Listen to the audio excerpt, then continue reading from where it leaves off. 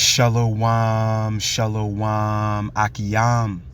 First and foremost, I would like to give all praise, honor, and glory to Yahweh, Bahashem, Yahweh Shai, Bahashem, Rakah, Kodash. I would also like to give a double honors to the elders and apostles of Great Millstone, where I learned this 144% truth. I would also like to say peace and salutations to the hopeful elect, starting with the 144,000 men of Israel, which consists of the servants, the prophets, whom have been ordained since the foundations of this earth to sing this new song, which comes in the form of this gospel, which would be preached throughout all four corners of this earth and rest upon the ears of the innumerable multitude of men, women, and children of Israel, who may be scattered throughout all four corners of this earth. It's just Bayan back again through the spirit and power of Yahweh, Bahashem, Yahweh Shai. And I just wanted to continue in this video. We were tapping into a couple of days ago or so regarding, the Seminole Indians, so-called Seminole Indians, which are the Reubenites, tribe of Reuben. And with this video, there's bones within it, but we're gonna spit out the bones and we're gonna chew and eat that meat, man. Through the spirit. But needless to say, it marries, Southern and Northern Kingdom together, it shows us that, my bad. It shows us that we were oppressed together. Forgive me, I was just allowing the car to go by. But needless to say, it marries the Southern and Northern Kingdom, man. All right, it shows us that we have one common enemy throughout a time period where Esau was, pursuing his total dominance over here in the West, and he was pretty much in a position, and in the spirit rather, of just conquering, man. Conquering the new world. And this is all prophecy. It was prophecy that this would be. And the point we're making is, you Jake celebrate, Black History Month, but here it is. You don't see the pattern of your conqueror. All right, the same thing he's doing now, he was doing back then, and you're gonna see that as we tap into this information right here. This nigga hasn't changed. Okay, this is the same rusty piece of metal. All right, he's the same old fox in the desert, man. Evil E has not changed, and you Jake are gonna learn that the hard way, man. All right, this man was brought forth to bring tyranny to you, Jake. All right, not to be your friend, and you Jake still don't get it.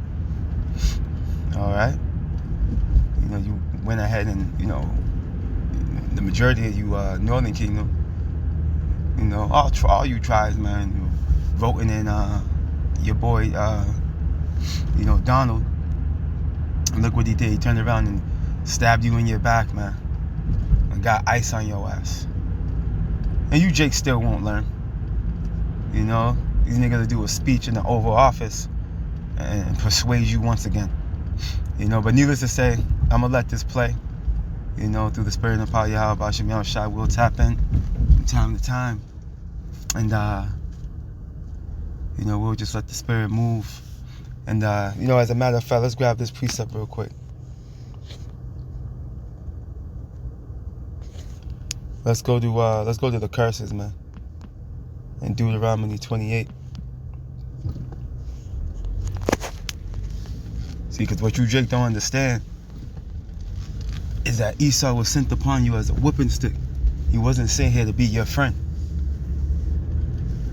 All right, this is the book of Deuteronomy, chapter 28.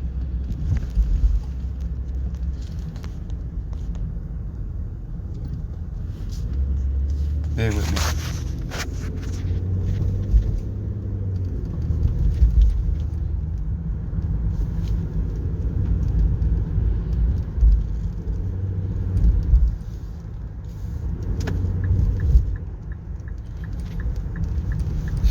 Jump on down. This is the book of Deuteronomy, chapter 28. And verse 47, and it reads, because thou servest not the Lord Yahweh thy power with joyfulness and with gladness of heart, for the abundance of all things. Therefore shalt thou serve thine enemies, which the Lord Yahweh shall send against thee. See? And hunger, and in thirst, and in nakedness. So we'll need him for the one of all things, right? And in the one of all things, right, as it says, and he shall put a yoke of iron upon thy neck until he have destroyed thee, man. Okay, so the Lord sent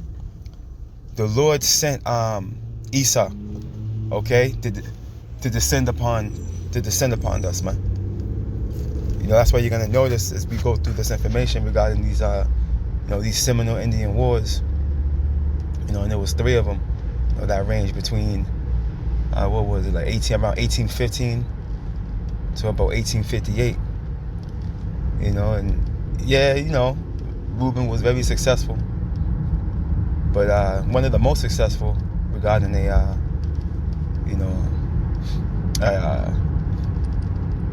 I guess a resistance when it came to, you know, us being enslaved. But they failed at the end of the day. Why? Because it was the Lord that sent Esau upon us, man.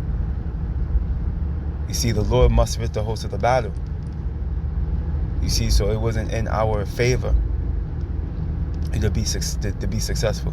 Esau was able to come over here. Man, let's just keep reading. Look at the Lord Yahweh shall bring a nation against thee from far. See, from the end of the earth. This nigga came over here from over there in the east, man. Remember, the east was the east was the known world, you know, for a long time, man. This is why they call this the new world over here, the west. You know. So Esau brought his ass over here, you know, from the east, right? As swift as the eagle flieth, man. Right? A nation whose tongue thou shalt not understand. Okay, you see? And this is why he was pushing he was assimilating us into his culture. You know? He did it to the southern and northern kingdom. You know? And as far as the northern kingdom is concerned, you're gonna see he was throwing us in these border schools, man. Our children. Re-educating us. Right? Check this out. A nation of fierce countenance, which shall not regard the person of the old, nor show favor to the young man. He's the same monster he was back then, man. All right? This is the same monster you're gazing upon now in the Oval Office, man. Okay? These niggas ain't changed, and they won't. Okay? Let's continue on. Let's continue in this video. During the same time period, there were several civilized indigenous populations scattered across these lands. The term civilized tribes was applied to the major Native American tribes that took the bad medicine of the white man. They were classified as civilized because they had adopted the attributes of European culture, becoming Christians, sending their children off to re-education institutions, market participation, intermarriage with white Americans, and, wait for it, chattel slavery practices, including... And real quick, hey, they weren't just they were forcibly, okay, causing their children to go into these boarding schools, man. And you did have Indian scouts, as they call them, or collaborators, you know, sellouts, you know, that did join hand in hand, you know, with Esau, thinking they would be in their favor. You always had Jake in that spirit. You know, First Maccabees tells us that, you know, during the time of the Greeks, you know, Jake was in the spirit of, you know, joining hand in hand with the enemy. You know, and it's the same deal. You know what I mean? Hey, there's nothing new under the sun, man. What is then is now. So, you know, you had Jake's, you know, again, sellouts, you know, joining hand in hand. But you also had, you know, after the last Seminole War with these Edomites, you know, you had this dude by the name of Richard Pratt, You know, why I'm mentioning him is because he's the one that came up with this saying. Matter of fact, I got this information right here, bear with me. He's the one that came up with the saying, kill the Indian, but save the man. This demon right here. Right, Richard Henry Pratt. Alright, and let's read into this a little bit, right? Right, he was a United States Army officer who founded the Callisto Indian Industrial School in Pennsylvania in 1879, you see? So this was post Seminole Indian Wars. Because again, the wars ended in 1858.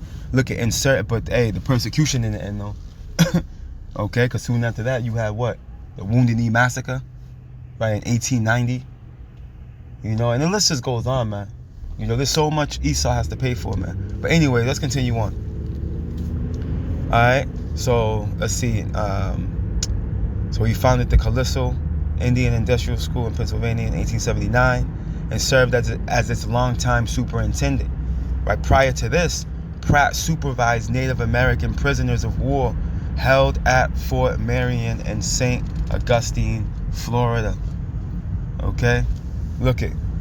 He is known for using the phrase "kill the Indian, save the man" in reference to the ethos of the school and efforts to forcibly assimilate Native Americans into white American culture. Okay, you see? So this is what they were doing. All right, and guess what? The foundation of that, what were they standing on? Yeah, you see it. Look at that banner up there. It says what? Look unto Jesus, man. Okay, showing you that the major part of their colonism and poisoning the minds of our people, it was used through JC. They used JC to do it. And this is another great point, you know, that you Jakes don't realize, man. All right, come on, man. Oh, how many centuries were you calling on JC? All right, with no happy ending. You just find yourself going deeper and deeper into a slumber. You know? But now look, what, for the past 70 years we've been calling on Yahweh Shai, Yahweh Bashem Yahweh Shai, and look at the transition, man. Look at the transition that has been made. Look at the mindset of our people that are in the fold, man, in spirit and in truth. Look at the standard that's being raised, man. As they say in the world, the proof is in the pudding.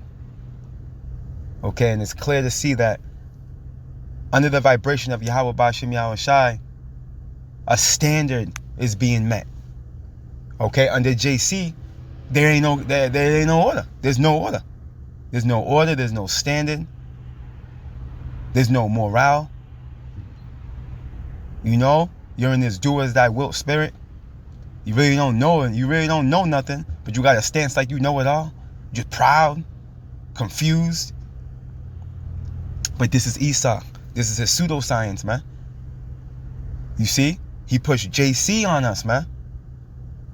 Okay, this is part of our so-called white culture, man. JC. You see, Jake? But are you gonna listen? No, for the majority of you. You're gonna keep going to church and calling on JC. You're gonna keep doing it. You are not gonna stop. Bear with me.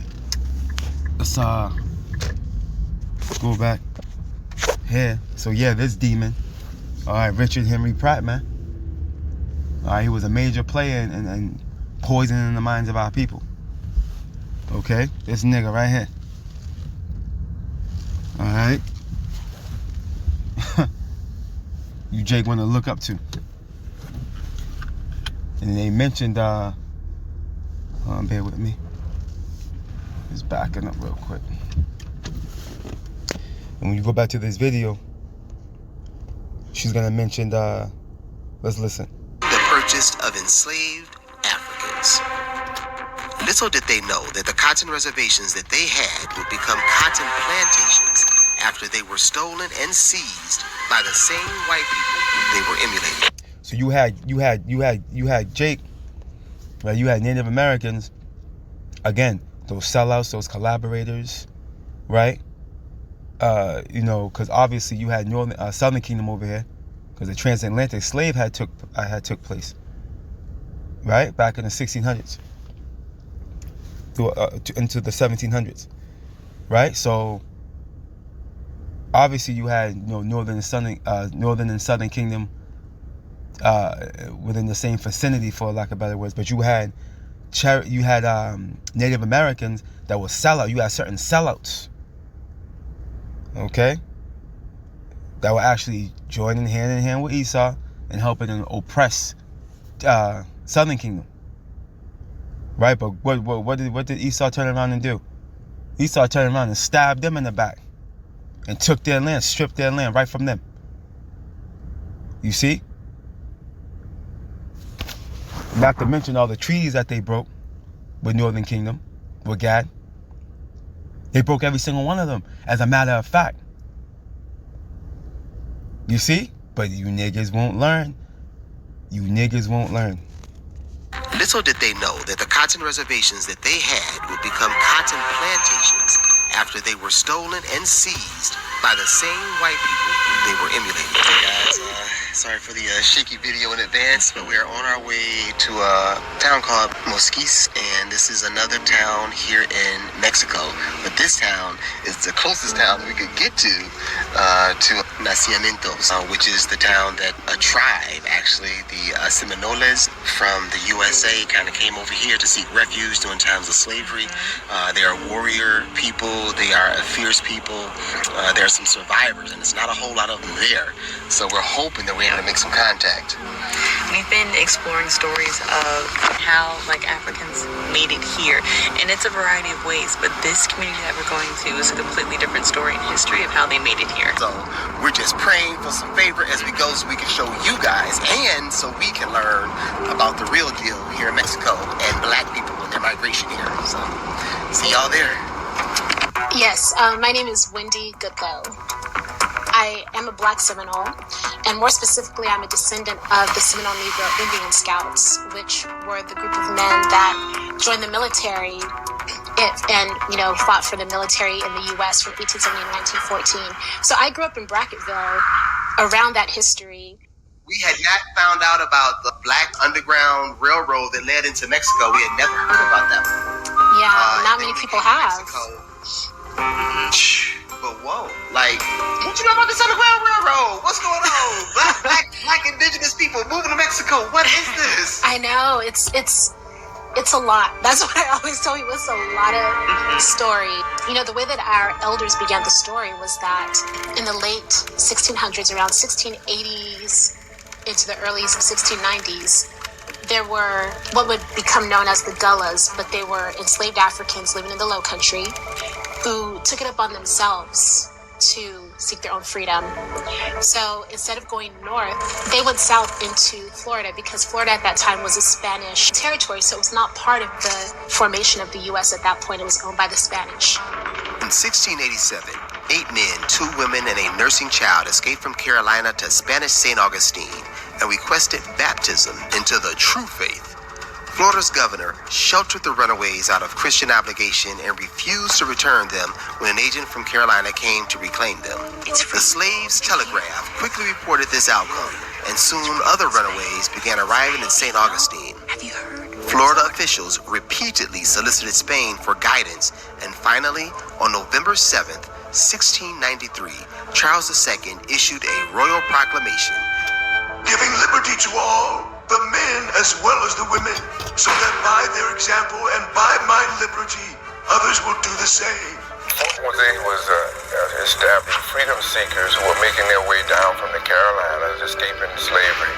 If they made it down to Spanish Florida, they could live free.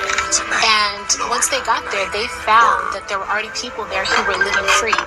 There were formerly enslaved Africans, there were free blacks who were living on the land. At Nero's town on the Swanee River.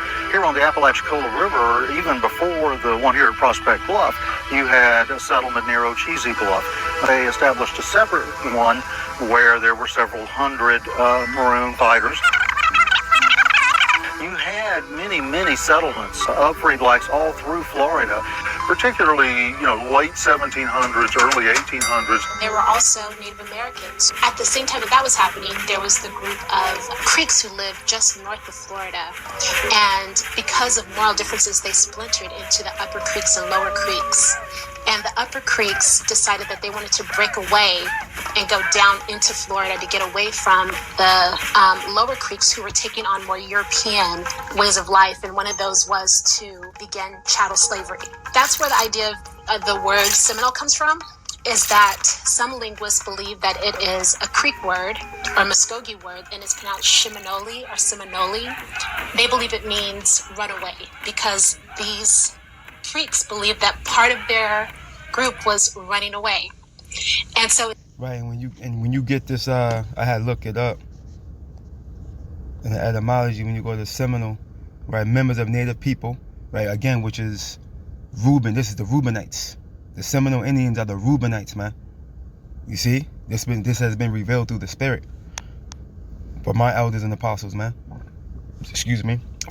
Formerly of Florida, right? Again, tapping into those Seminole Indian wars, right? Allied with the Creeks, as she just mentioned, 1763, from Creek, Muskogean, Seminole, earlier Seminolini, wild, right? Untamed, runaway, okay?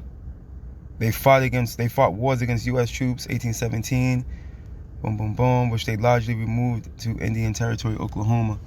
Yeah, where they were thrust into these various reservations. But needless to say, we're going to continue on. it's also interesting that it fits for what would become the Black Seminoles, because they were essentially running away as well. They formed their own villages but were interacting with the Seminoles, so they would become known as the Black Seminoles. African and indigenous people lived and worked closely together. And in time, they came to view themselves as a part of the same loosely organized tribe, cultivating a mutual respect of each other's cultures.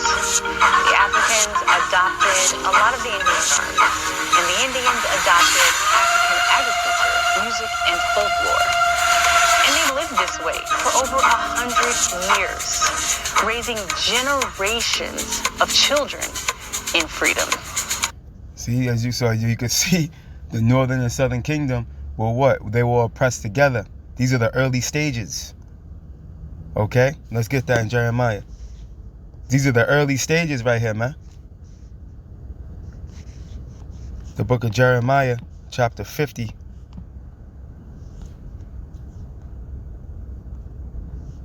And verse 33, and it reads, "Thus saith the Lord Yahweh of hosts, the children of Israel and the children of Judah were oppressed together, and all that took them captives held them fast. They refused to let them go." What's happening to, listen, we're trying to evade Esau, man. We're trying to evade the persecution of Esau with the video that we're tapping into right now, man. You got Northern and Southern Kingdom trying to get the hell away from Esau. All right, showing you that we have one common enemy. We always have. There's also tying in how the Native Americans are Israelites. Okay? The curses are resting upon them identically. All right? All the tribes, man. It's identical persecution. You see? We've always had one common enemy. It's without a doubt. Okay, what other people have this type of history, man? Make it make sense.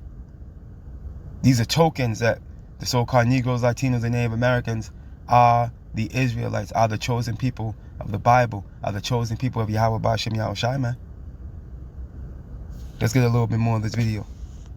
And when we fast forward to today, hey, we still on the move, man. Look at your boy Trump issuing forth ICE. Okay, you got Northern Kingdom on the run, as if they just activated the Andrew Jackson Indian Removal Act, man. And they were also grabbing Native Americans, man. They're also grabbing Native Americans, man. You can see, hey, there's nothing new under the sun. The same accuser of our brethren on the scene, the same persecutor, doing the same thing he's always done, and that's persecute the tribes, man. Because it's woven in their DNA to persecute us. You know? And it's also Yahweh Bashim Yahushai taking that proverbial swing on you, wicked Jake. But let's continue on. As Florida continued to be a haven for black freedom, this didn't set too well with antebellum Georgia. They shared a border, and contentions were high. At this point, there was a lot of retaliation going on. The U.S. military launched raids, tried to steal slaves, steal cattle, and encroach on this Spanish land. The United States felt that the existence of this community served as something of a beacon of freedom for slaves from Georgia and the Carolinas, or even the Creek Nation, to slip away from bondage and come down here seeking freedom in Florida. In the spring of 1818, the U.S. government launched their attack. As soon as the U.S. military was dispatched at the orders of Andrew $20 Jackson, this marked the beginning of the First Seminole War. The 1818 battle. I'm sorry, I think I said 1815. 1817 is the first Seminole Indian War, Salakia. Swanee is again recorded by the U.S. military. The people referred to as black warriors held off the U.S. troops. The Seminoles, known as the Red Sticks in that area, and the Black Seminoles held their ground and held up their contract with the Spanish to defend the border. They ultimately fell back, and the village was destroyed. Fell back to was the Manatee River, Tampa Bay, Angola. At the conclusion of the First Seminole War, the Spanish sold Florida to the Americans for $5 million. This drove the Seminoles and the Black Seminoles deeper into Central Florida, deeper into the Everglades. It was here that the two bands grew closer, and it was also here that birthed two legendary leaders, Osceola for the Seminoles and John Horse, aka Abraham, to lead the Black Seminoles. So the First Seminole War began between 1816 and 1817 when General Andrew Jackson went in and started a war. I read somewhere that he was trying to recapture black formerly enslaved. They weren't even formerly enslaved at this period. They were never even They were generations removed. Yeah, they were generations removed. And Andrew Jackson, he was the only president who ever ran on the idea of committing genocide. So he promised that he would wipe out, all Native Americans and return formerly enslaved Africans to their owners. And as we can see, that didn't play out in his favor. Why? Because that's not the will of the Lord. The will of the Lord is not to wipe us out. You see? That's not the will of the Lord. That's why Scripture says, what's that, Lamentations? Let me go get this real quick. And I heard Elder Yashawamba say that your boy Trump could be Andrew Jackson, man. And that makes a lot of sense. Because you could see Trump has a disdain for the tribes. Specifically the Northern Kingdom. Both kingdoms. But he's really he's flexing he's putting his hand forth towards, the Northern Kingdom with tenacity. As Andrew Jackson did. But he got his scopel on both kingdoms. But let's get this real quick. Lamentations 3 and 37, right, tapping into what Andrew Jackson thought he was going to be able to do. Okay?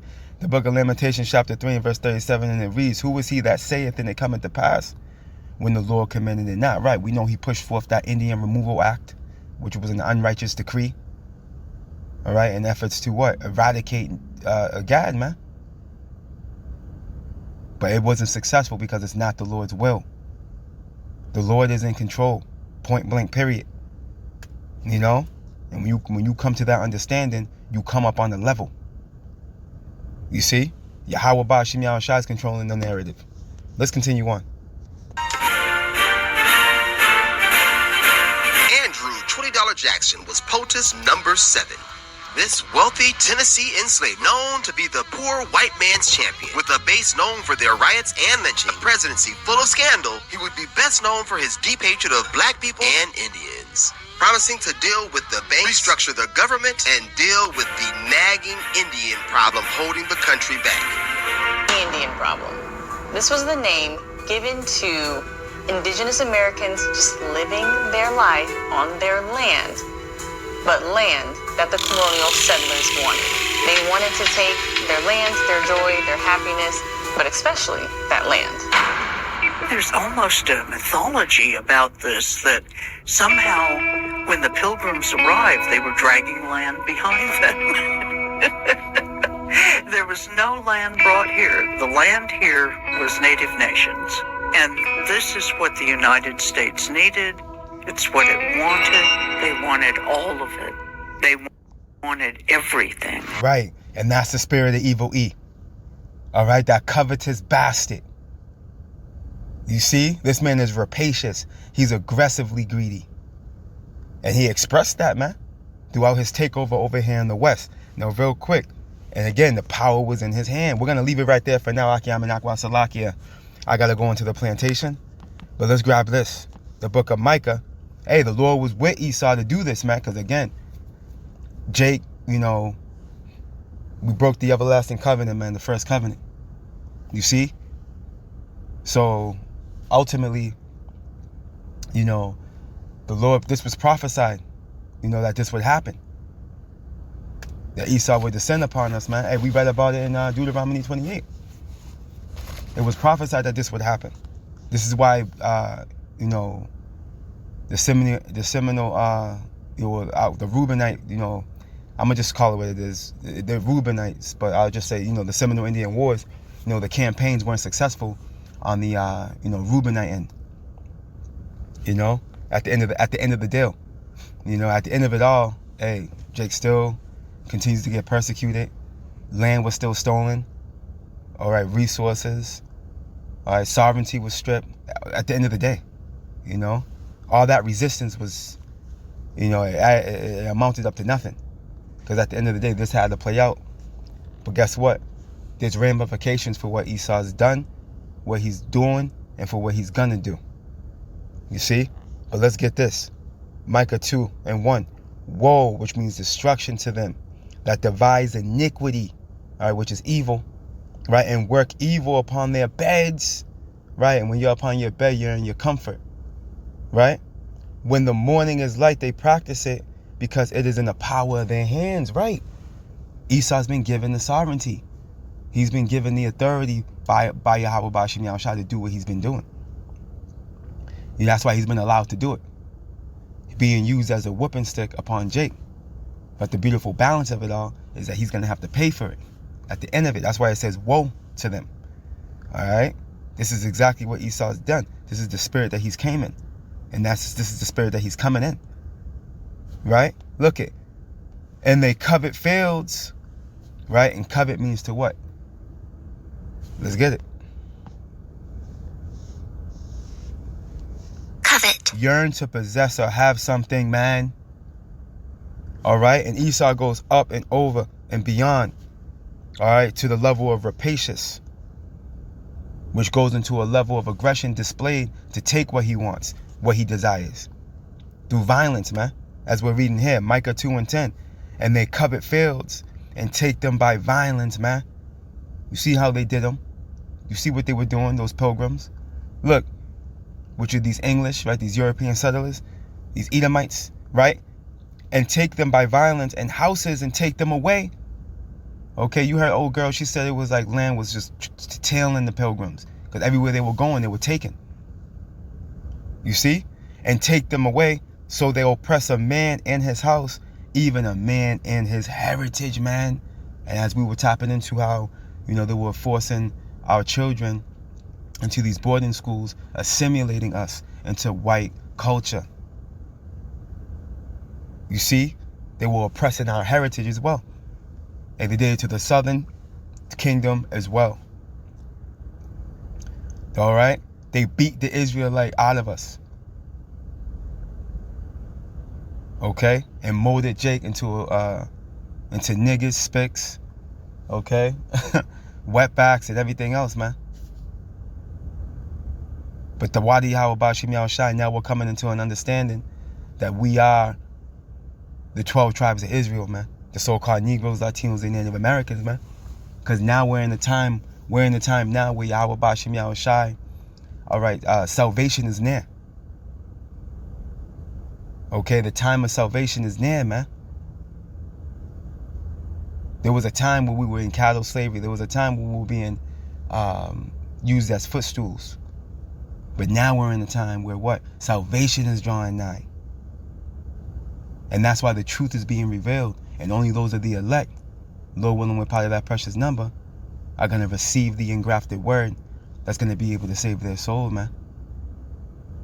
All right, now is the time of salvation. Let's get that. We'll close out right here.